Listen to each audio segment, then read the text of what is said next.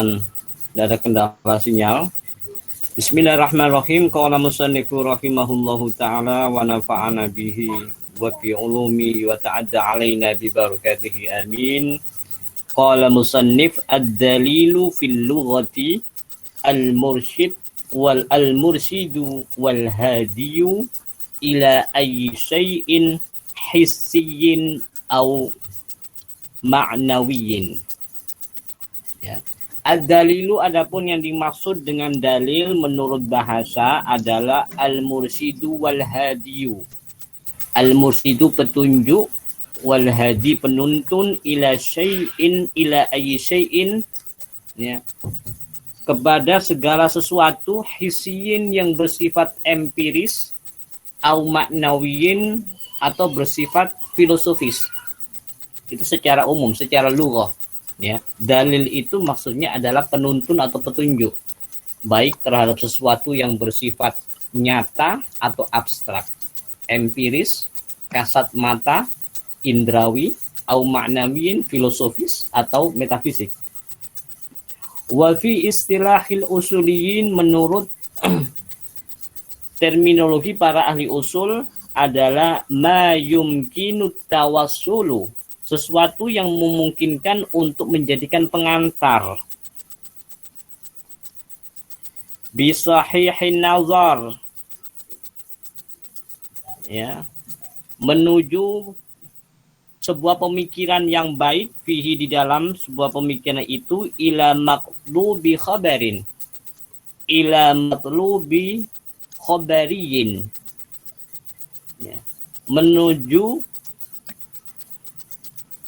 berita yang dituju, menuju objek tertentu. Itu berpikir terhadap sesuatu, menuju sesuatu yang menjadi objek telaah. Ya, matlubu khabariyin, termasuk juga matlubu khabari itu adalah teks wahyu yang menjadi sumber daripada dalil hukum itu. Mithlu hudusil alam, seperti, ya, alam ini baru, ya, itu alam itu yang bersifat baru, bin nazar fi ahwalil alam, dengan cara melakukan pengamatan pada semua keadaan yang ada di dunia ini, bin taghayyurin wa taqallubin wa fanain, dari adanya perubahan, wa taqallubin dan peralihan, wa fanain dan adanya kerusakan. Kita melihat bahwa alam itu bersifat hadis, bersifat baru, bukan qadim, bukan abadi, ya, dengan pengamatan, berdasarkan pada sebuah pengamatan, yaitu adanya perubahan-perubahan di dalam alam, adanya taqallub, ya, adanya pergantian, perubahan, ya, kemudian wafanain dan kerusakan. Itu menandakan bahwa hal-hal yang menjadi pengamatan kita itu adalah menampakkan sebuah petunjuk, dan itulah yang disebut dengan dalil, sesuatu yang bisa ditangkap oleh akal, oleh indera. Wa wujubus sholati, dan kewajiban sholat, ya, kewajiban sholat, kesimpulan kita atas kewajiban sholat itu adalah binazar fi dilalati an-nusus, dengan melakukan pengamatan fi dilalati nusus terhadap, ya, makna-makna dilalah, makna-makna kandungan teks-teks syariat, alaihi, atas wujubus sholat. Kakaulihi, seperti firman Allah Ta'ala yang maha luhur, siapa Allah, wa aqimus sholata, dan dirikanlah sholat. Ya. Itu versi para ahli usul. Intinya begini, apa sih dalil itu? Dalil itu adalah petunjuk. Dalil itu petunjuk, dalil itu adalah pengantar, ya, yang bisa menjadi bukti atas sebuah kesimpulan tertentu dalam pandangan pemikiran kita. Itu seperti tadi contoh 2, yaitu alam ini adalah baru, hadis. Itu kesimpulan, itu hasil interpretasi. Dalilnya apa? Dalilnya adalah dengan melihat alam itu taghayyur, ya, selalu berubah, berdinamika, berevolusi, taqallub, berevolusi, ya, berganti, silih berganti. Kemudian fitnah, rusak. Zaharal fasadu fil ardi wal bahr bima kasabat aydin nas. Munculnya virus corona misalnya itu karena, ya, perilaku manusia yang, ya, tidak menghiraukan binatang-binatang antara yang halal dan yang tidak halal, ya, kelelawar dan binatang-binatang yang lain, akhirnya muncul sebuah virus dan seterusnya. Itu fana. Kemudian ada kesimpulan, aqimus sholata, oh itu adalah kewajiban sholat. Dari mana itu? Dengan melakukan pengamatan dan pemahaman terhadap teks syariat. Itu definisi dalil menurut ahli usul fikih. Jadi tetap melekat berpijak pada aspek bahasa. Dalil itu boleh bersifat hissi, empirik, atau bersifat maknawi, ya, substantif, secara maknawi, secara substantif.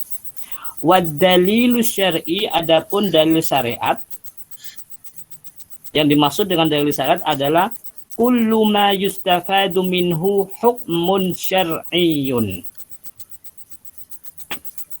Sesuatu yang bisa diambil faedahnya, sesuatu yang bisa diambil pemahamannya,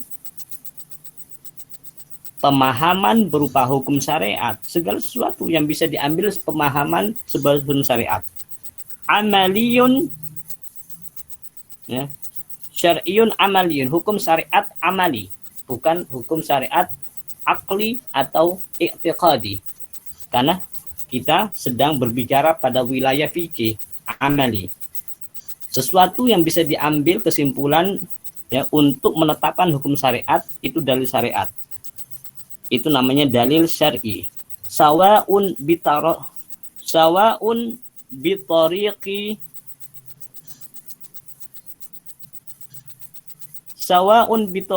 qat'i. Baik itu dilakukan melalui metode yang pasti, yang qat'i, ya, yang pasti, ai al-ilm, yaitu metode qat'i itu apa? Ai al-ilm, yaitu metode ilmiah, tolak ukur ilmiah. Wal yakin, dan dengan penuh kepastian, keyakinan. Am bitariqiz zanni, atau dengan metode yang masih bersifat asumtif, ya, masih hanya sekedar asumsi, belum ada pembuktian lebih lanjut, masih bersifat hipotesis, bukan antitesis. Itu juga bisa berlaku sebagai sebuah dalil. Oleh karena itu nanti dalil itu ada tingkatannya. Ada maratibul adillah, ada tartibul adillah. Tata urutan dalil. Yang kuat lebih didahulukan daripada yang lemah. Yang lemah lebih didahulukan daripada yang lebih lemah, dan seterusnya. Nanti ada bab khusus tentang kaidah antara derajat antar dalil. Ya. Dalil itu secara syar'i bisa diperoleh melalui cara yang qat'i, yaitu dengan pengamatan ilmiah yang bisa diterima secara ilmiah dan keyakinan penuh bahwa itu terbukti secara nyata dan konkret. Atau dicapai melalui metode zanni, asumsi. Ai ghulbatuz zon, yaitu asumsi yang bisa dibuktikan, bisa dilanjutkan. Ghulbatuz zon itu. Ada zon itu hanya sekedar prasangka. Prasangka, orang bisa menyangka-nyangka, tetapi ketika dibuktikan, ditindaklanjuti, ya, tidak ada jalan yang bisa dicapai. Itu zon, hanya prasangka saja. Atau ada derajat yang lebih parah dari zon, dari prasangka. Apa? Wahmun. Wahmun itu angan-angan, semacam lamunan, semacam ta'ammul. Mengandai-andai, andai kata begini nanti hukumnya begini, andai kata begini. Nah, itu di dalam wilayah fikih itu kepastian hukumnya masih sangat dipertanyakan, bahkan tidak diakui. Oleh karena itu dalam tradisi ulama-ulama fikih itu, ya, mayoritas tidak mengakui adanya fikih iftirodi. Fikih iftirodi itu fikih pengandaian. Yang contoh paling frontal, misalnya di dalam kitab Fathul Mu'in itu kan ada kan, kalau misalnya ada seorang wanita yang mempunyai farji sebesar pintu, kemudian laki-laki masuk ke dalamnya, apakah dia berkewajiban untuk melakukan jinabat? Ya kan itu kan sesuatu yang mustahil, tetapi itu ada difatwakan semacam itu. Nah, ini itu namanya iftiradi. Nah, itu wahmiyah namanya, bukan hulbatul zon. Maka apabila ada muncul wilayah-wilayah hijriyah semacam itu, ya, dalam basis ijtihad, sebetulnya itu sesuatu yang belum bisa untuk ditindaklanjuti otentitas fatwanya. Oleh karena itu batasan di sini adalah zon, yang dimaksud adalah gulbatul zon, sebuah asumsi yang bisa ditindaklanjuti untuk ditelaah lebih lanjut. Itu. Liza kana dalil nau'aini. Oleh karena itu dalil di dalam fikih, di dalam hukum syariat itu ada dua. Yang pertama adalah qat'iyud dilalah, dan yang kedua adalah zanniyud dilalah. Dalil yang qat'i, yang pasti dan kuat kedudukannya, dan yang kedua dalil yang hanya bersifat asumsi atau asumtif, yang butuh penunjang, tidak begitu kuat, hanya boleh digunakan apabila dalil qat'i tidak ada. Nah, dari situ kemudian ya, kategori ini kemudian memunculkan sebuah pandangan di kalangan ulama tentang kategorisasi dalil. Ya. Lanjut. Wal adillatu nau'ani. Dalil-dalil itu dari segi bentuknya, tadi kita berbicara tentang dari mana dalil itu muncul. Dalil itu muncul diperoleh dari dua cara atau dua metode, yaitu metode zon dan metode qat'i. Sekarang kita berbicara tentang dalil dari segi bentuknya. Wujudnya dalil itu ada berapa? Ada dua macam.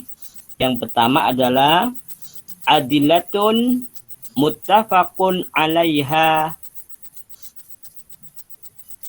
baina jumhuril ulama. Dalil-dalil yang disepakati oleh mayoritas ulama, yaitu wal kitab was sunnah wal ijma' wal qiyas.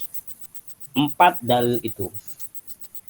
Ini dalil hukum yang disepakati oleh jumhur, bukan yang disepakati oleh keseluruhan. Kalau ada mayoritas pasti ada minoritas. Oh, berarti ada usuliyin atau ulama yang tidak mengakui ini. Ada. Oleh karena itu disampaikan di sini jumhurul ulama. Kenapa? Karena mazhab Zahiriyah tidak mengakui qiyas. Sehingga sumber hukum yang saklek, yang paling kuat hanya ada 3. Quran, sunnah, dan ijma'. Mazhab Syiah, baik itu Imamiyah ataupun Zaidiyah, tidak mengakui ijma'. Karena menurut mereka ijma' itu, ya, kriteria penggolongan ijma' banyak dipolitisasi oleh orang-orang Sunni, sehingga orang Syiah terdiskriminasikan. Itu. Sehingga bagi mereka sumber hukum adalah Quran, kemudian sunnah, kemudian ijma' inda Syiah, kemudian qiyas. Karena mereka punya ijma' sendiri. Bahkan riwayat hadis, riwayat sunnah, itu mereka punya kriteria sendiri. Bukan berdasarkan Bukhari dan Muslim. Itu. Nanti kita bahas pada tema sunnah yang secara lebih khusus. Nah, yang kita bicarakan ini adalah perspektif mayoritas. Ulama ahlu sunnah wal jamaah. Ulama sunni. Wa adillatu mukhtalaf fiha, dan dalil-dalil yang diperselisihkan. Itu. Wa asyhuruha, dan yang paling populer itu ada 7, yaitu al-istihsan. Istihsan, ya, mencari nilai kebaikan walaupun tidak ada dalil yang secara spesifik tersurat menyebutkan itu. Contoh istihsan seperti orang, ya, ke toilet umum, ya, bayar 2.000 masuk ke dalam toilet, entah berapa ceduk air yang digunakan, Ada yang cuma pipis saja, cawiknya pakai 3 ceduk bayarnya 2.000. Ada yang berak ya bayarnya 2.000 ya 5 ceduk atau bahkan 10 ceduk. Itu kan ya sesuatu yang tidak pasti ukurannya, dan itu dibolehkan dengan dasar apa? Istihsan. Itu nanti ada bahasa sendiri lebih khusus, namun itu secara umum istihsan itu modelnya begitu. Wal masalih mursala, kebaikan kemaslahatan yang tidak pernah ada di masa Rasul, seperti proses pembukuan Al-Qur'an di dalam Mushaf Utsmani. Itu contoh istihsan, istislah atau masalih mursalah. Kemudian istishab itu logika untuk kembali kepada hukum asal. Kamu ragu tadi sudah batal apa belum ya? Karena kembalikan kepada hukum asal. Kamu bicara begitu berarti secara logis kamu sudah wudhu sebelumnya. Karena kamu berbicara saya tadi sudah batal apa belum? Tapi kalau ada orang meragukan apa? Saya tadi sudah wudhu apa belum ya? Yang ditanyakan wudhunya, sudah wudhu apa belum ya? Maka kembali kepada hukum asal apa? Kamu belum wudhu. Itu. Ya, itu istishab. Wal uruf, adat istiadat. Ini yang banyak digunakan sebagai tinjauan pendekatan dalam skripsinya kawan-kawan ini.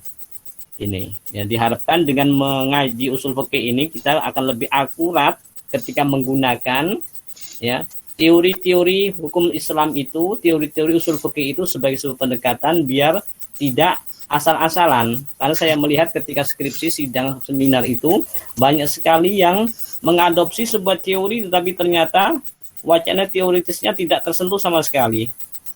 Karena memang ya kurangnya pengetahuan atau kurangnya referensi. Di sini diharapkan melalui ngaji ini saya tuntun menghadapkan pada suatu teks kitab usul fikih secara asli dan kemudian saya jelaskan, semoga memberikan pemahaman yang sederhana. Wa mazhabus sahabi, sumber hukum berikutnya adalah mazhabus sahabi, fatwa sahabat, mazhab sahabat atau disebut qaul sahabi. Berikutnya adalah syar'u man qablana, syariat sebelum Nabi Muhammad. Ya, syariat sebelum Nabi Muhammad. Ya, seperti hukum khitan untuk laki-laki, ya, puasa Daud, sehari puasa dan sehari tidak puasa, itu. Wa sadzuz zara'i, dan tindakan preventif, tindakan pencegahan.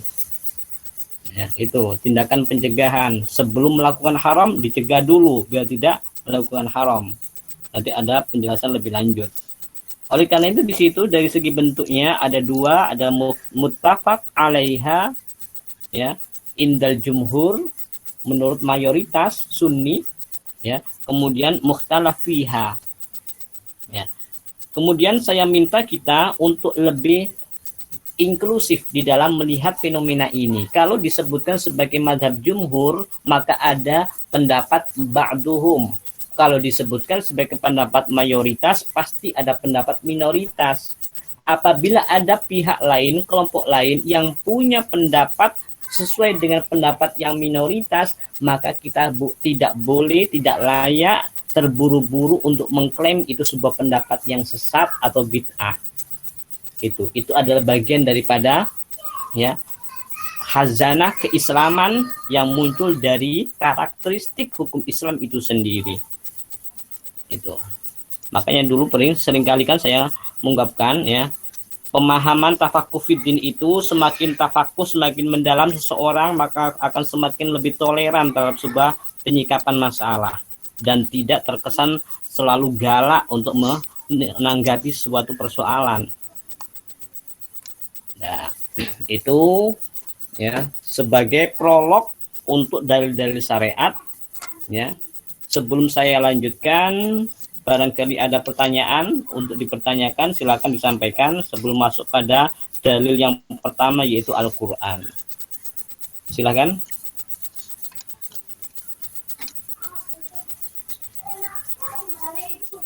Yang bertanya?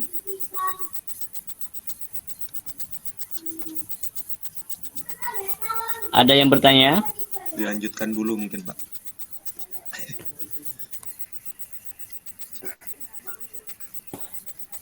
Halo? Tidak ada suara yang menanggapi? Masih dengar suara saya? Sangat Masih Pak, dengar. masih Pak. Dilanjutkan dulu saja, Pak. Tidak ada pertanyaan ya? Masih Pak, masih Tidak kedengaran ada Pak. sepertinya, Pak. Nah, saya minum kopi dulu. Merokok, Pak, merokok. Iya Pak, ngopi-ngopi dulu Pak. Iya. Ya namanya ngaji online tuh bebas. Kalian sambil lesehan, sambil kelesetan, sambil tiduran silakan, yang penting ngaji. Jangan ya, sekarang kita kondisi liburan, kemudian keilmuannya libur, bukan begitu. Ya, kuliahnya saja libur, tapi belajarnya tetap minal mahdi ilal lahdi.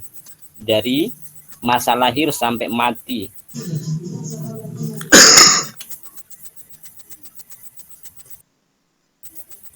Saya lanjutkan pada Al-Qur'an. Ya.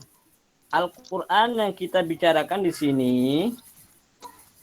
terkait dengan ya, ta'rifuhu, definisi Al-Qur'an, khasaisuhu, karakteristik Al-Qur'an, hujjiyatuhu, landasan alasan logis untuk menjadikan Al-Quran itu sebagai dasar, sebagai hujjah, itu hujjiyah namanya.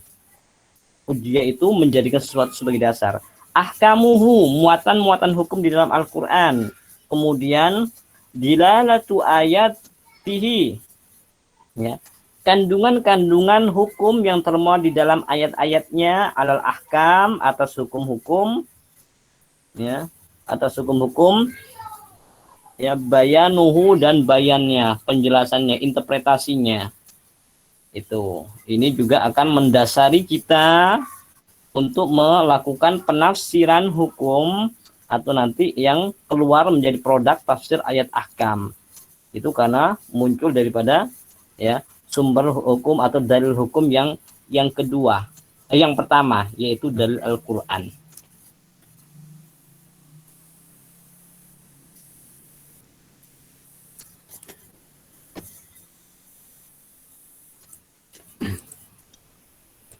Itu slide-nya sudah buka itu. Sekarang masuk pada ta'rifuhu. Ta'rifuhu, definisi Al-Qur'an. Ya. Ta'riful Qur'an, definisi Al-Qur'an. Al-Qur'an fil lughah masdarun bima'na al-qira'ah. Adalah bentuk masdar dalam makna, dalam arti al-qira'ah, suatu bacaan. Wa ta'rifuhu indal usuliyin, definisinya menurut ahli usul adalah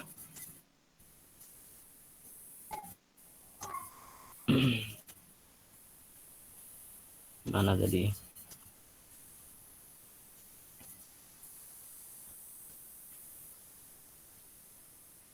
Wa ta'rifuhu indal usuliyin,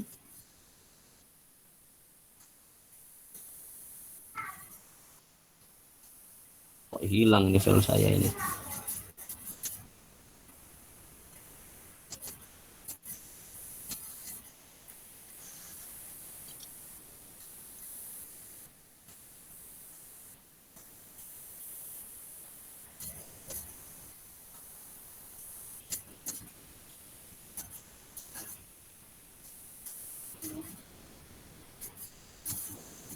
Wa ta'rifu indal usuliyin li tamayyuzihi. Li tamayyuzihi, untuk membedakannya, an ghairihi ala raghmi min syahratihi wa ma'rifatihi wa tasmiyatihi bi asma'in kasiratin kal kitab. Pendefinisian Al-Qur'an menurut para ahli usul itu ya didefinisikan dengan maksud, dengan tujuan untuk membedakannya, untuk membedakan dalil Al-Qur'an itu dari dalil yang serupa Al-Qur'an, ala raghmi min syahratihi wa ma'rifatihi, ya, dari sesuatu yang populer yang serupa dengan Al-Qur'an, misalnya Alkitab, karena Ya, nama lain sinonim dari Al-Qur'an itu kan punya banyak nama. Ada Alkitab, Alkitabul Aziz, Al-Qur'anul Karim, ya. Al-Qur'an juga disebut Asy-Syifa. Itu untuk membedakan dan memastikan bahwa itu betul-betul Al-Qur'an mushaf yang dimaksud, bukan Al-Qur'an yang lain. Itu oleh karena itu pentingnya sebuah definisi tentang Al-Qur'an biar tidak salah sasaran ketika menjadikannya sebagai sumber syariat. Termasuk pula Al-Qur'an terjemahan itu bukan Al-Qur'an. Beberapa kali bahkan sering kali, bukan hanya saya, semua dosen ya sering kali menyampaikan Al-Qur'an terjemah itu bukan Al-Qur'an, itu adalah terjemah Al-Qur'an. Sehingga apabila dijadikan sebuah landasan hukum, maka statusnya bukan sumber primer tapi sumber sekunder. Ya, oleh karena itu di sini butuh sebuah definisi. What is the meaning of Quran? Oh, sure. Apa sih arti Quran itu? Nah, itu ya. Ya, seperti Alkitab, ungkapan kitab, gitu kan?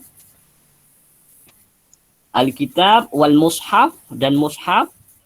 Kemudian wat tanzil juga disebut Al-Qur'an, wal furqan juga nama Al-Qur'an, wal zikr juga Al-Qur'an. Ya. Apa sih Al-Quran itu? Huwa kalamullahi ta'ala, yaitu kalam Allah, firman Allah. Ya.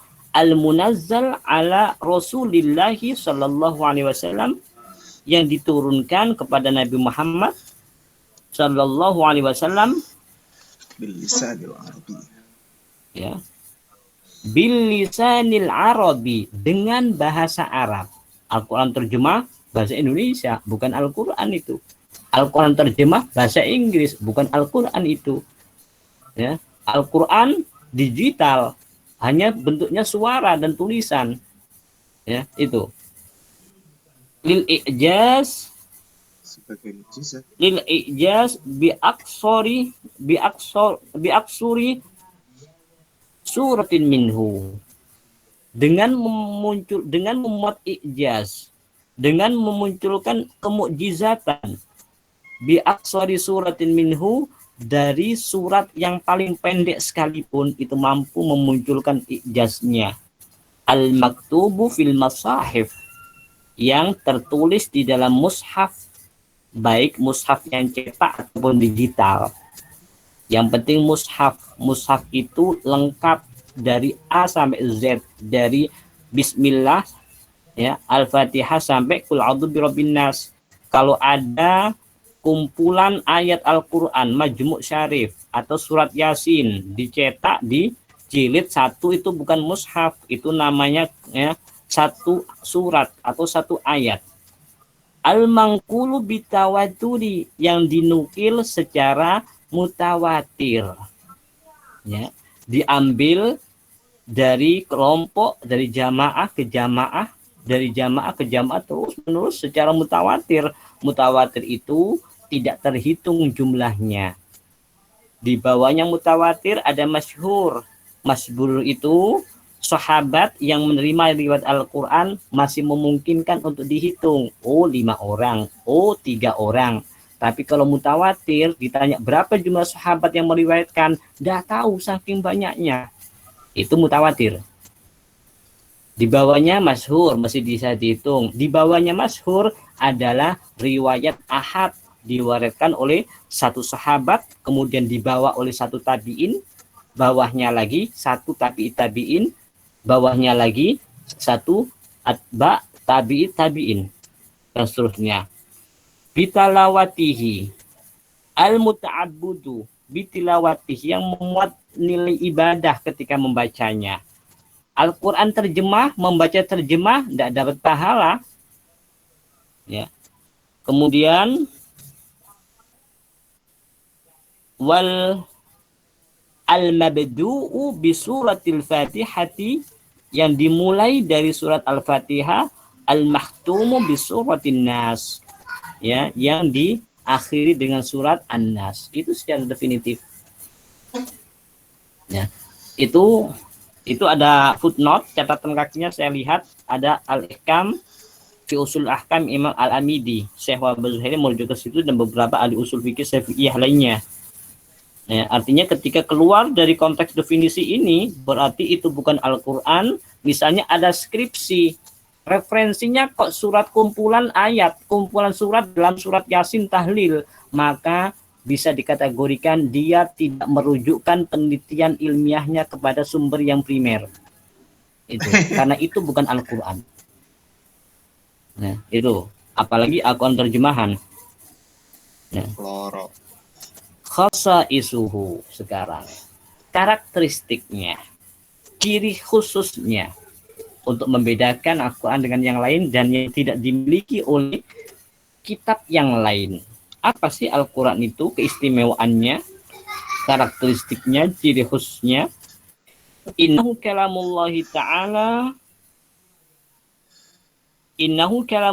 ta'ala binuzumihi, yaitu kalamullah, firman Allah, binuzumihi, dengan redaksinya Allah, yaitu bahasa Arab, wa maknau, dan maknanya, ya, bidalili i'jazihi, dengan bukti adanya i'jaz. I'jaz itu keistimewaan yang luar biasa. Keistimewaan yang luar biasa muncul dari setiap kata per kata, bahkan huruf. Oleh karena itu para ahli sufi seringkali menggunakan huruf-huruf Al-Quran itu sebagai sebuah bentuk doa. Misalnya kaf, ha, ya, ain, sad, kifayatuna. Ha, mim, ain, sin, qaf, kifayatuna. Ya, karena setiap huruf itu bahkan bukan hanya kalimat, bukan hanya kata, huruf pun itu punya i'jaz. Jadi jangan macam-macam ketika menggunakan atau berinteraksi dengan Al-Quran. Oleh karena itu tuntutan untuk belajar Al-Quran hingga mendetail pada makhraj dari setiap huruf yang dimunculkan dari Al-Quran itu. Nomor 2, jami'ul Quran Arabiyyun. Semua Al-Quran, tulisan Al-Quran yang ada di dalamnya itu bahasa Arab semuanya. Laisa fihi syai'un min lughatil ajnabi, min lughatil a'ajim. Yang tidak ada di dalamnya sesuatu min lughatil ajim, dari bahasa-bahasa asing. Itu. Kalaupun ada sebagian penelitian mengasumsikan, memandang Al-Quran itu loh tidak murni bahasa Arab. Ada bahasa Suryani, ada bahasa Ibrani. Apa saja bahasa Ibrani? Yaitu Ishak, Ibrahim, Musa, Isa. Itu kan bukan bahasa Arab, nama-nama nabi itu. Itu kan bahasa Ibrani. Kan berarti Al-Quran bukan bahasa Arab. Iya, tapi para ahli usul ya menjawabnya bahwa itu memang asal muasal bahasa. Walaupun asal muasalnya berasal dari bahasa Ibrani, tapi sudah mu'arrab, sudah diarabisasi. Bahkan Al-Quran pula ada bahasa Melayu di surat kalimat kafuro, kapur, itu gunung kapur, itu yang ada di dunia hanya di Indonesia. Itu kan kapur, istilah kapur itu bahasa Indonesia, bahasa Melayu. Tapi sebenarnya apa ada di dalam Al-Quran? Iya, itu mu'arrab, sudah diarabisasi menjadi sebuah bahasa yang disebut bahasa Arab. Itu yang perdebatan panjang di situ. Coba kalian buka di risalahnya Imam Syafi'i, Halil Quran Mu'arrab al-Arabi kullu. Apakah Al-Quran itu bahasa Arab atau ada upaya arabisasi di situ? Itu perdebatan panjang di antara para usulin dan ahli ilmu kalam. Itu. Yang penting hingga pada masa kita yang pasti Al-Quran itu semuanya berbahasa Arab. Kalaupun menurut sejarah bahasa, asal muasal bahasa itu berasal dari bahasa-bahasa lain Arab, tapi sudah masuk mengkultur di dalam bahasa Arab. Ketiga, innal Qur'ana mangkulun ilal ajyal bitawatur. Innal Qur'ana, sesungguhnya Al-Quran itu mangkulun, dinukil, ilal ajyal, ke beberapa masa, ke sejumlah masa, ke semua masa, bitawaturi, dengan cara yang mutawatir hingga pada saat ini. Itu mutawatir. Oleh karena itu ya, Al-Quran yang hanya diriwayatkan oleh salah satu periwayat saja atau riwayat syadzah, riwayat yang asing, itu secara hukum tidak mempunyai bobot kelayakan. Contoh, ada riwayat Imam Abu Hanifah, orang yang puasa Ramadan kemudian siang hari melakukan jima dengan istrinya, maka kan wajibkan fasiyamu syahraini. Dalam riwayat Imam Abu Hanifah itu mengutip riwayatnya Ibnu Mas'ud, bukan ini mutatabi'at. Oh, terbalik. Menurut jumhur begitu, menurut Utsmani, ya. Kalau menurut Mushaf Ibnu Mas'ud itu tidak ada mutatabi'at, jadi bebas. Dipencar-pencar yang penting 60 hari. Itu versi Abu Hanifah dengan riwayat Ibnu Mas'udnya. Termasuk pula banyak hal yang lain juga. Itu termasuk juga qiraatus sab'ah. Qiraatus sab'ah itu apabila perbedaannya hanya pada pengucapan, misalnya dalam bentuk imala, wadduha dibaca wadduhi.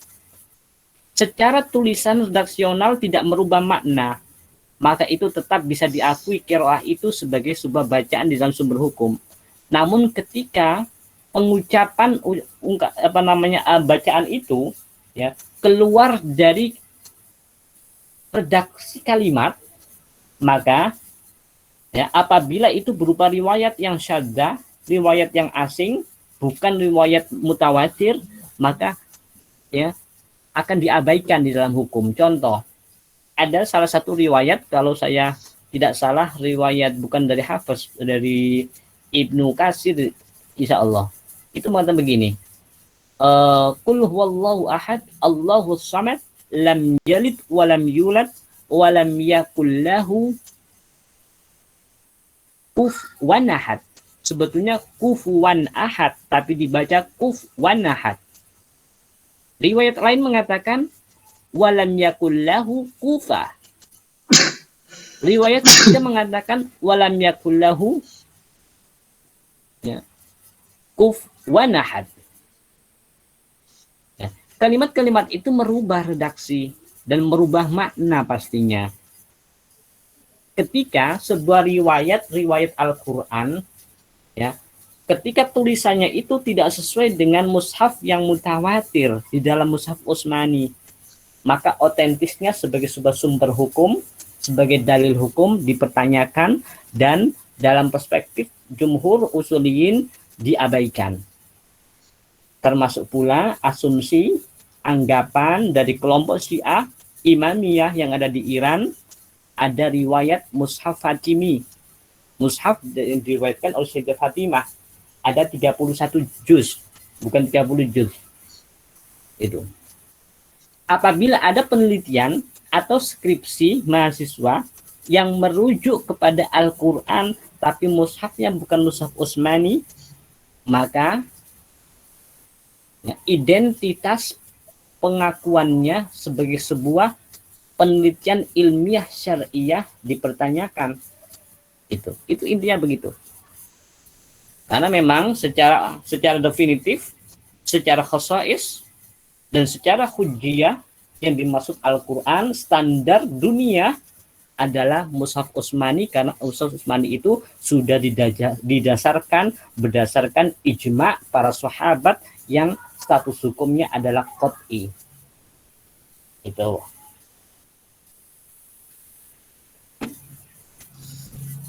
Baik.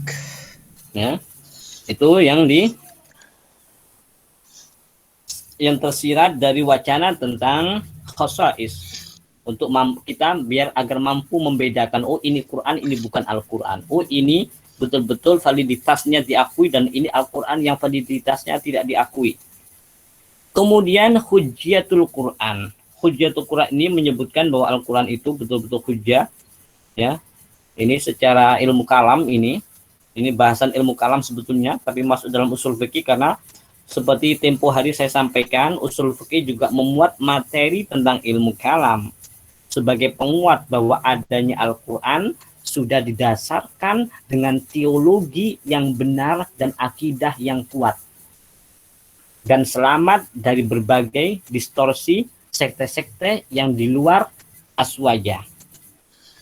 Kemudian pada set berikutnya tentang ahkamul Quran.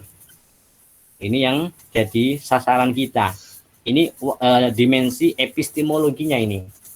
Metodologinya. Metodologi bagaimana cara mengungkap makna hukum dari Al-Quran. Ini apa namanya webcam saya buka biar kalian enggak ngantuk.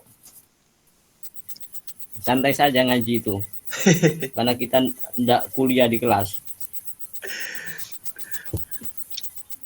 Ahkamul Quran. Ayo. Santai berarti sing ngajar juga santai.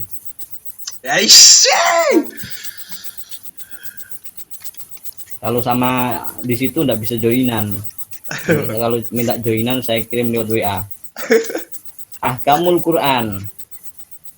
Sumilat ahkamul Quran kullu ma yattafiqu ma'a risalatil Islam. Hukum-hukum Al-Quran itu semuanya sesuai dengan risalah Islam. Fid dini dalam aspek agama, wad dunya dalam aspek keduniawian, dan wal ukhra dalam dimensi akhirat. Itu pasti sesuai. Ini konsep universal ini. Kalau ada hukum syariat, ada hukum Islam yang ternyata kok tidak sesuai. Itu. Tidak cocok, tidak relevan. Baik agama, tidak relevan dengan dunia, tambah menimbulkan kerusuhan, kerusakan, apalagi akhirat. Maka itu tidak, berarti bukan hukum Islam. Atau orang yang melakukan ijtihad tidak benar. Itu loh. Tiba-tiba kok ada fatwa menghalalkan zina misalnya. Dulu ada salah satu fatwa dari Hasbi Az-Siddiqi terkait dengan zina, bukan menghalalkan zina, tapi lebih rendah dari itu.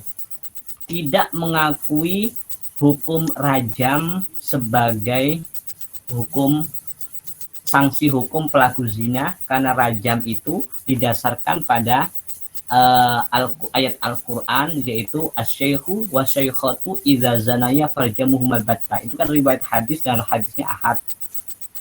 Asbabul wurudnya dulu waktu itu Kanjeng Nabi ketika datang seorang perempuan mengaku zina, Kanjeng Nabi saat itu membuka kitab Taurat dan kemudian mengucapkan sabda semacam itu. Dianggap bahwa statement hukum, sanksi hukum semacam itu untuk orang wanita Yahudi yang saat itu datang. Sehingga fatwanya Hasbi Az-Siddiqi menganggap bahwa sanksi hukum rajam tidak ada bagi pelaku zina. Yang ada adalah jilid, cambukan 100 kali, dan pengasingan diri selama setahun. Lepas dari itu ada hasil istimbat, hasil pemahaman seseorang, penafsiran seseorang terhadap Al-Quran. Apabila benar kaidahnya tetap bisa diakui, tetapi kalau tidak benar kaidahnya dan sama sekali tidak memancarkan nilai kemaslahatan dan kesesuaian dalam hal agama, dunia, kehidupan, wal akhirat, dan kematian, maka tidak bisa diakui sebagai sebuah fatwa atau justice hukum yang tepat. Secara lebih konkret, setiap hasil skripsi yang abai terhadap nilai-nilai agama, yang abai terhadap kemaslahatan umat, yang justru dengan adanya skripsi tambah mengacaukan masyarakat dan mengacaukan keyakinan seseorang, maka itu tidak dianggap sebagai sebuah skripsi ilmiah yang islami. Itu secara tidak langsung begitu pengertiannya. Berarti apa? Saat mengerjakan skripsi, kalian juga harus mengemban di pundak kalian. Oh, saya ini akademisi muslim, akademisi di fakultas syariah, harus betul-betul menjunjung tinggi ad-din, wad dunya wal akhirah, nilai agama, nilai kemanusiaan, dan nilai keimanan. 3 hal itu saat menerjemahkan, saat menafsirkan, saat mengobservasi, dan saat mengetik kalimat per kalimat harus didasari itu. Itu loh, jadi tidak asal ketik, apalagi copy paste, tidak mau kayak begitu. Kalau betul-betul calon mujtahid yang sesungguhnya, maka mulai saat inilah tradisi-tradisi copy paste itu jangan menjadi tradisi yang copy paste, ya. Ini beberapa anak bimbingan tadi saya undang untuk ikut, Mas Zainuddin tadi saya dengar suaranya ada. Oh, enggak tahu ini siapa namanya, Zulhayan sama yang perempuan itu Nelmi, hadir apa enggak ini? Biar apa namanya, cara menganalisis di dalam skripsi itu betul-betul ilmiah syariah. Lanjut. Duna fadal janibun minha minal akhar, dengan tanpa ada dominasi dari satu segi, lebih condong ke dunianya saja, lebih condong ke akhiratnya saja. Tidak boleh begitu, harus seimbang semuanya. 3 aspek harus betul-betul dipertimbangkan secara seimbang. Wahia anwa'u salasa, ada 3 hal, ya. Yang pertama, muatan Al-Quran itu memuat al-i'tiqadiyat, nilai-nilai keyakinan, akidah. Yang kedua adalah al-akhlak, yaitu nilai moralitas. Dan yang ketiga ada al-a'mal, perbuatan manusia. Dan ini wilayah fikih, wilayah hukum Islam, wilayah prodi kalian, fakultas kalian. Wahya ma yusdiru anil mukallaf, sesuatu yang muncul dari seorang manusia mukallaf. Mukallaf itu muslim, merdeka, dan balik. Itu baru punya status hukum. Kalau muslim tapi belum balik, masih anak-anak, melakukan perbuatan tidak dihukumi. Muslim balik tapi tidak berakal, gila atau idiot, safih, maka tidak bisa dihukumi. Ya. Min akwalin, baik itu perbuatan berupa ucapan, au af'alin atau tingkah laku, ya. Wa uqudin wa tasarrufatin, wa uqudin atau setiap akad, perbuatan berupa akad perjanjian, ya, ikatan-ikatan perjanjian, wa tasarrufatin, dan transaksi-transaksi yang dilakukannya. Itu maka itu ketika berupa perbuatan, ucapan, akad, ikatan akad, atau transaksi, maka itu terbilang sebagai ahkam, ya, ahkam-ahkam fikhiyah, dan itu meliputi ahkamu al-ibadat wal muamalat. Itu. Yulahidu wa yulahidu, dan dinyatakan dan dijelaskan. Ini perhatian ini. Yang punya perhatian lebih. Anna bayanal Qur'ana lihazihil ahkam, bahwasanya penjelasan Al-Quran tentang hukum-hukum ini, minha ma huwa tafsili, ada yang dinyatakan secara terperinci, rinci sekali, dari perintahnya, pahalanya, sampai tata caranya secara detail, itu dijelaskan oleh Al-Quran sendiri. Kalau ibadat, seperti dalam masalah-masalah ibadah, itu jelas Quran itu. Kalau diperintahkan sholat, zakat pun diperinci kan, ya, pihak-pihak yang yang menerima juga diperinci dalam Al-Quran. Wal ibadat, ya, wal usrah, wal mawaris, ini kebanyakan begitu. Yang dinyatakan secara perinci itu kebanyakan meliputi bidang ibadah, bidang hukum keluarga, dan bidang hukum waris. Ini sangat rinci Al-Quran. Li'annaha ta'abbudiyatun, karena itu bersifat dogmatis. Oleh karena itu di Indonesia pada persoalan ibadah, pada persoalan hukum keluarga dan waris, ya, diberlakukan hukum khusus, yaitu hukum Islam berdasarkan kompilasi hukum Islam. Itu alasannya apa? Alasannya itu ada persoalan ta'abbudiyah, persoalan dogma agama. Dogma agama itu mau tidak mau ya harus begitu. Kalau masih mengakui Islam, mau ndak mau ya harus sholat gitu loh. Kalau masih mengakui Islam, mau ndak mau nikahnya harus pakai qabiltu nikahaha. Itu begitu. Ya. Nah, itu ta'abudi, dogma. Wa minha ma huwa ijmali, dan ada pula yang dinyatakan secara global. Ya. Tabaqiyati ahkamil muamalat, seperti hukum-hukum muamalat lainnya. Itu litarkil majalil uqul, untuk memberikan PR pada pemikiran ulama, wajuhudul ulama, dan perhatian sumbangsi para ulama setelahnya,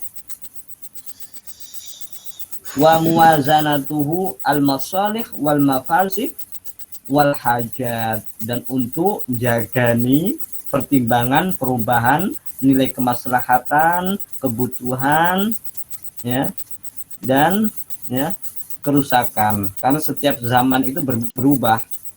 Jadi harus ada hukum yang bersifat elastis. Kalau tadi hukum yang bersifat statis, hukum yang bersifat dogmatis, ibadah didominasi oleh ibadah, mawaris, dan hukum keluarga.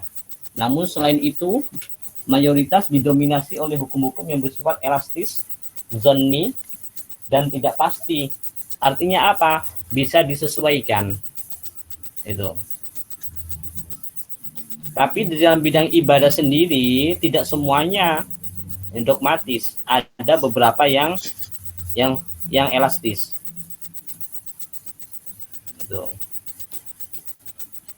Kalau menurut perhitungannya Abdullah Khalaf, jumlah ayat ahkam itu begitu, bisa kalian lihat di slide berikutnya. Saya Abdullah Khalaf di dalam usul fikihnya, ya, ada perincian. Namun menurut mayoritas ulama tidak ada batasan secara khusus berapa sih ayat ahkam itu. Kenapa? Karena setiap ulama punya pandangan yang berbeda-beda. Ada yang mengatakan 200 ayat, ada 300, ada yang menyatakan 500. Bahkan dalam perkembangan kontemporer ini, ya, sebagian pendapat diantaranya para ulama Maqsudiyun mengakui bahwa seluruh ayat yang ada di dalam Al-Quran itu semuanya ahkam. Dari Al-Fatihah sampai Qul a'udzu birabbil nas semuanya ahkam. Apa dasarnya? Dasarnya setiap ayat walaupun menyebutkan tentang iman, walaupun menyebutkan tentang kisah nabi-nabi, walaupun menyebutkan tentang akhlak, tetap berkorelasi dan harus menjadi pertimbangan seorang pakar fikih di dalam menentukan fatwa. Fatwa tidak asal hukum secara normatif, tapi harus mempertimbangkan aspek akhlakiyahnya. Kamu memberikan kesimpulan di dalam skripsi harus mempertimbangkan aspek keimanannya, aspek kemadhabannya, aspek NU-nya di mana. Itu harus kamu pertimbangkan di situ. Karena skripsi itu hasil penelitian ilmiah dan akan menjadi bukti perjalanan intelektual kalian. Makanya tidak main-main.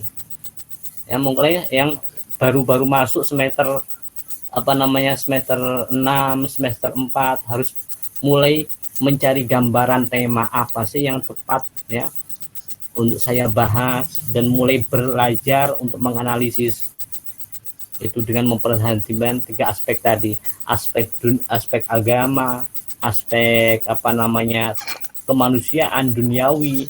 Jangan agama terus kemudian menjadikan orang tidak bekerja, jangan begitu. Harus sama-sama seimbang. Itu. Dilalatul ayat. Selanjutnya, dilalatul ayat alal ahkam, muatan hukum yang terkandung di dalam ayat-ayat Al-Qur'an itu. Ya, Al-Qur'anul Karim qat'iyyud dilalah. Al-Qur'anul Karim qat'iyyus subut. Qat'i secara penukilan. Itu Quran pasti. Ya, tidak diragukan lagi itu kalamullah. kalau yang kamu rujuk itu betul-betul mushaf Utsmani. Apalagi sekarang ada pengesahan dari Departemen Agama. Dan kebanyakan pula standar ilmiah masih meragukan Al-Quran yang tidak ada tanda tangan Departemen Agama. Karena banyak percetakan yang mengabaikan itu dan mengabaikan editorial yang betul-betul ketat di dalam pengetikan dan penggandaan Al-Quran itu. Maka hati-hati kalau beli Al-Quran, mushaf Al-Quran di toko-toko, cari di belakang akhir atau di halaman depan ataupun akhir, adakah tanda bahwa itu sudah disahkan oleh Departemen Agama. Liwurudihi ilaina bitoriqi tawatur. Ya. Dinyatakan qat'i karena sampainya kepada kita disampaikan dengan metode secara mutawatir. Al-mufidu lil qata', yang memberikan faedah kepastian bisihhatil mangkul, ya, dengan cara penukilan, cara pengutipan yang benar karena taqaddama sebagaimana telah dijelaskan. Lakin tetapi dilalatahu alal ahkam, muatan hukum-hukumnya qad takunu qat'iyatun, ada kalanya itu qat'i, ya, atau pasti. Qad takunu qat'iyatud dilalati, ada kalanya itu memuat kandungan hukum yang pasti, au zonniyatud dilalati, atau memuat hukum yang zonni, yang samar, belum pasti. Itu kandungan hukumnya, oh iki wajib apa enggak sih, ini konkret apa tidak. Nah itu ada dua kemungkinan. Yang pertama qat'i, pasti dan konkret. Yang kedua zonni, samar dan masih bisa diotak-atik lagi, boleh disesuaikan dengan zaman. Wan nasu al qat'i ad-dilalah, qat'iyud dilalah. Wan nasu al qat'i dilalah, nas yang dilalahnya kandungannya itu qat'i, yaitu huwa al-lafzu al-warid fil Qur'an, yaitu lafal yang dinyatakan di dalam Al-Qur'an, allazi yata'ayyanu fahmuhu ala nahwil warid wala yahtamilu illa ma'na wahidan. Setiap lafal yang dinyatakan oleh Al-Qur'an yang menyatakan sebuah pemahaman makna ala nahwi al-warid, menyatakan pemahaman makna sesuai dengan pernyataan tulisan, pengertiannya, kesimpulan maknanya itu sama dengan pemahaman redaksional. Itu yang dimaksud. Itu qat'i. Wala yahtamilu illa makna wahid, dan tidak memunculkan makna kecuali satu makna. Satu ya satu. Gitu loh. Kutiba alaikumusyamu di dalam Ramadan. Kutiba ya kutiba. Kutiba itu bermakna bujuk. Itu. Ya. Beda dengan wa yukrohu. Yukrohu itu dibenci. Kalimat karoha itu memuat makna bisa haram, bisa makruh. Tapi kalau kutiba berbeda. Itu loh. Termasuk juga ini. Ya. Ka'ayatil mawarisi wal hududi wal kafarat, seperti ayat-ayat yang menjelaskan tentang waris, tentang hudud, had, atau sanksi-sanksi berupa cambukan, rajam dan seterusnya, wal kafarat, dan denda-denda. Kafaratul yamin, puasa 3 hari ya 3 hari, konkret qat'i, tidak boleh tawar. Kamu ya ingkar janji, maka dendanya apa? Puasa 3 hari, tidak bisa ditawar. Ya. Semacam halnya ayat ini, yusikumullahu fi auladikum lizakari mislu hadzil unsayain. Ayat ini qat'i. Kenapa? Karena makna tafsirnya itu tidak keluar dari makna tekstualnya. Ya. Maknanya begini. Yusikumullahu fi auladikum. Allah memberikan wasiat kepada kamu semua bahwa untuk anak-anakmu dan perempuan yang laki-laki itu adalah mislu hadzil unsayain. Dua bagian dari perempuan. Dua bagian ya dua bagian. Tidak memuat makna lain kecuali dua bagian laki-laki, satu bagian perempuan. Termasuk pula kemudian ada pengembangan kaidah di kalangan ulama bahwa setiap ungkapan di dalam Al-Quran ataupun sunnah yang dinyatakan dalam bentuk bilangan maka memuat hukum yang qat'i, tidak bisa dirubah-rubah.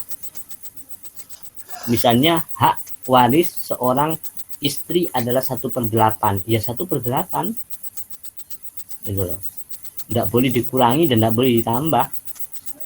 Sholat zuhur 4 rakaat, ya itu sudah qat'i, tidak boleh dikurangi dan tidak boleh ditambah. Itu namanya nas yang qat'iyud dalalah, ya, itu dia tidak memuat makna ganda. Wan nafsu zanniyud dilalah, nas yang zonni yang bersifat samar, wa huwa al-warid fil Qur'an alladhi yahtamilu aksar min makna wahid, yang memuat makna lebih dari satu. Contoh di situ wal mutalaqat yaitu bas yang bersina salah satu quru. Ya quru itu. Ya. Kemudian uslub gaya bahasa bisa dibaca sendiri. Pada intinya uslubul Quran itu ya, pernyataan Al-Quran yaitu didominasi oleh pernyataan-pernyataan teks yang bersifat global dan universal, tidak secara perinci dan tidak secara rigid. Untuk apa? Untuk memberikan kelonggaran kepada manusia sebagai pihak yang mengamalkan Al-Quran untuk bisa menyesuaikan dengan kondisi zaman. Ya, itu barangkali sudah cukup ngaji ini. Akan kita lanjutkan pada pertemuan yang akan datang terkait dengan sunnah. Pada intinya kesimpulan umum ada pada kaidah 3 yang ada di bawah qawaidul istimbat, bahwa kullu fi'lin azamahullah au madahahu au ahabbahu au wa'ada bi khairan au wasafahu bil istiqamah, ya, au apa ini?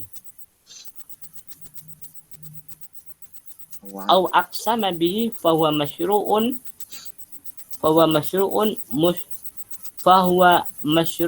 mustarak bainal wujub wan nadab. Sesuatu yang dimuliakan oleh Allah, yang dipuji, ya, yang disukai oleh Allah dan yang diperintahkan memuat kebaikan, maka itu berfaedah hukum, memuat pengertian atau penafsiran wajib ataupun sunnah. Setiap sesuatu yang baik yang dipuji oleh Allah dalam Al-Quran pasti hukumnya kalau tidak wajib yaitu sunnah. Yang kedua, kullu fi'lin talaba asyari' tarkuhu, setiap sesuatu yang diperintahkan syariat untuk ditinggalkan dan tidak dilakukan, maka faedah hukumnya adalah ya bisa makruh dan bisa haram. Dan setiap sesuatu yang ketiga, kullu ma ahallahullah au azana bihi au rafa'a al-junah, ya, setiap sesuatu yang diizinkan oleh Allah, yang dihalalkan oleh Allah dan tidak dibebani oleh dosa, ya, la junaha alaikum, tidak berdosa, maka hukumnya adalah mubah ma'zunun fihi syar'an, yang diizinkan oleh Allah secara syariat. Itu yang bisa saya sampaikan pada pengaji ini. Lebih konkretnya, lebih detailnya lagi bisa dibuka di buku Wahbah Zuhaili tentang Al-Wajiz fi Ushul Fiqh. Dan saya harapkan sebetulnya begini, ada tindak lanjut setelah ngaji. Ya, apa diantaranya? Iya diskusi. Kalau mahasiswa itu ngaji itu hanya sebagai sebuah pengantar. Misalnya ngajinya seminggu sekali. Kegiatan rutinnya misalnya kajian. Hasilnya apa? Outputnya adalah penulisan buku misalnya, membuat ya mahasiswa Himaprodi membuat karya buku tentang sumber-sumber hukum syariat, sumber-sumber hukum Islam atau tentang usul fikih sendiri. Syukur-syukur nanti ya, kalau bukunya bagus, diedit dan ditasih oleh para dosen, kemudian dijadikan sebagai daftar kuliah untuk adik-adik kelasnya. Itu kan manfaatnya lebih besar itu. Ya kan? Ini mumpung libur ini kan panjang. Gunakan untuk menggali dan memperbaiki keilmuan dari beberapa mata kuliah yang tertinggal. Itu harapan saya. Demikian, ada pertanyaan, silakan disampaikan. Saya, Pak, mau bertanya, Pak. Halo? Halo? Terdengar, Pak?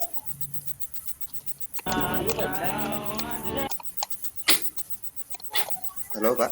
Ada pertanyaan? Suara saya terdengar, Pak?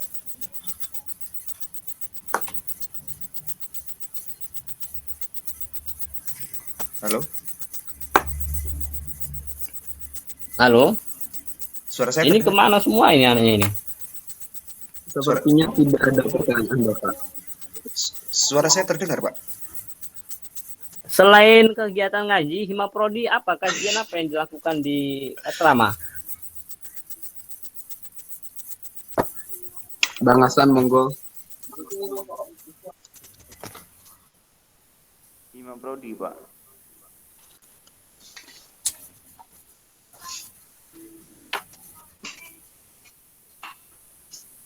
Kalau untuk program Himaprodi selama liburan, kajian hanya usul fikih ini, Pak. Iya, gini loh ya. Sebetulnya yang menurut saya barangkali cocok. Kegiatan mahasiswa itu di luar kampus ya, di luar mata kuliah itu idealnya itu kegiatan yang mandiri sifatnya. Kalau kegiatan perkuliahan, pengajian itu menurut saya tidak mengembangkan kreativitas karena hanya menerima, tidak menciptakan, gitu loh. Barangkali saya mengusulkan begini ya. Barangkali kalau tetap menginginkan ngaji ya boleh seminggu sekali atau sebulan sekali atau sebulan 2 kali, tapi ada kegiatan yang nyata di situ sebagai media kreativitas, misalnya kajian untuk merancang misalnya publikasi ilmiah, membuat jurnal, membuat buletin, atau bahkan merancang ada buku sendiri. Coba seperti di Lirboyo itu kan ada kan buku usul fikih yang ditulis oleh santri-santri Lirboyo sendiri. Itu loh. Itu kan hasil dari diskusi. Itu kan harapan saya gitu kan. Memang ada program sendiri menulis, tapi temanya makosid. Makosid. Untuk belum kita pikirkan. Itu sudah berjalan. Sedang proses perencanaan. Konsep, Pak. Itu ditindaklanjuti segera, mumpung masih liburan. Syukur-syukur ketika liburan ini sudah berjalan, misalnya 3 atau 4 pertemuan dengan diskusi kawan-kawan. Nanti dalam proses diskusi minta pendampingan dosen 1 atau 2 orang sebagai pembanding, kan begitu. Bisa saya atau minta tolong Pak Spandi atau Pak Muslikun atau Bu Ulfi ya untuk mengkondisikan wacana pemahaman terhadap hal itu. Selanjutnya kemudian dari hasil tulis itu ditasih lagi, dikoreksi oleh dosen dan ditindaklanjuti sebagai sebuah bahan pustaka kampus. Terbit sudah satu buku, satu karya ilmiah dari produk Himaprodi. Ya kan? Manfaat ilmu itu bukan hanya untuk kalian secara pribadi, tapi untuk semua kalangan. Nah, kalau dikomersilkan misalnya dijual, ya labanya bisa masuk kas Hima Prodi. Kan gitu. Coba nanti itu usulan saya biar lebih dewasa dan kreatif. Nah, kemudian lebih menghidupkan kreativitas teman-teman yang liburnya kan panjang ini 1 bulan lebih. Ya. Sudah ya, kita akhiri. Mudah-mudahan bermanfaat dan termotivasi. Dan pesan saya di masa liburan jangan terlalu banyak tidur, jangan tidurkan pikiran kalian ya selama liburan seperti ibarat es, seperti ibarat air kalau dibiarkan di dalam kulkas lama akan membeku. Tapi kalau dicairkan akan bisa dimanfaatkan untuk minum. Pikiran juga begitu. Kalau diistirahatkan terus, ditidurkan terus akan membeku, tidak berfungsi dan tidak berguna. Harus dicairkan dengan berpikir. Ya, ilahuna wa ilal liqa. Semoga bermanfaat. Allahumma anfa'na bima 'allamtana wa 'allimna ma yanfa'una wa zidna ilman nafi'a. Wa akhiran wallahu al-muwaffiq ila aqwamit thoriq. Wassalamualaikum warahmatullahi wabarakatuh. Waalaikumsalam.